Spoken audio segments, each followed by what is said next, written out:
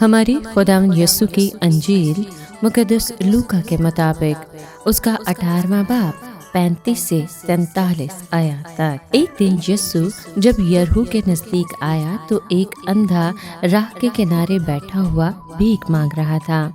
उसने हजूम को गुजरते सुना और पूछने लगा कि क्या हो रहा है। उसे बताया गया कि यीशु नासरी जा रहा है। उसने चिल्ला कर कहा, ऐ यीशु, दाऊद के बेटे, मुझ पर रहम कर। जो आगे जाते थे उन्होंने उसे झिड़का कि चुप रहे, मगर वो और भी चिल्लाया कि ऐ दाऊद के बेटे, मुझ पर रहम कर। तब यीशु ने खड़े होकर हुक्म दिया कि उसको मेरे पास लाओ। जब वो नजदीक आया तो यीशु ने उससे पूछा, तू क्या चाहता है कि मैं तेरे वास्ते करूं? उसने कहा, ऐ खुदावंद, ये कि मैं देखने लगूं। यीशु ने उससे कहा, तू बीना हो जा, तेरे ईमान ने तुझे बचाया है। और वो उसी दम बीना हो गया और खुदा की तमजीद करता हुआ उसके पीछे हो लिया। और सब लोगों ने देखकर खुदा की हम्द की। पाक कलाम के पढ़े और सुने जाने पर खुदावंद की बरकत हो, खुदा का शुक्र हो। अजीज दोस्तों, आज के कलाम में हम सुनते हैं कि यीशु अंधे फकीर को शिफा देता है। इस अंधे फकीर ने किसी न किसी तरह पहचान लिया कि यीशु मसीह माउद है, क्योंकि उसने उसे ऐ यीशु इब्ने दाऊद कहकर मुखातिब किया। उसने खुदावंद से मिन्नत की कि मुझ पर रहम कर, यानी मेरी बिनाई बहाल कर दे।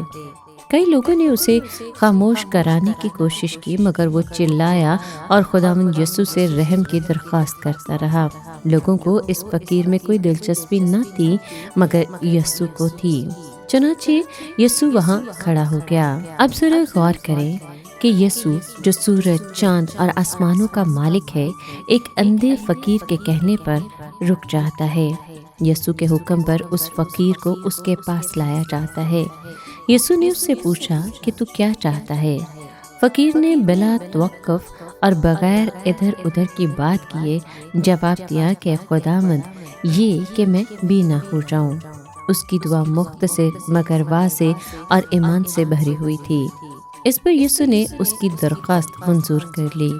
वो अंधा उसी दम देखने लगा। इतना ही नहीं, बल्कि वो खुदा की तमजीद करता हुआ उसके पीछे हो लिया।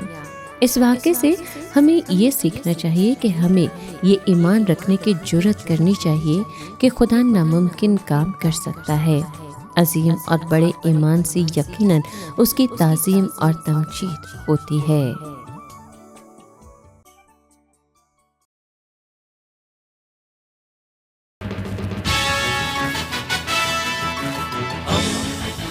दोस्ती का पैगंबर, रेडियो वेरितास एशिया।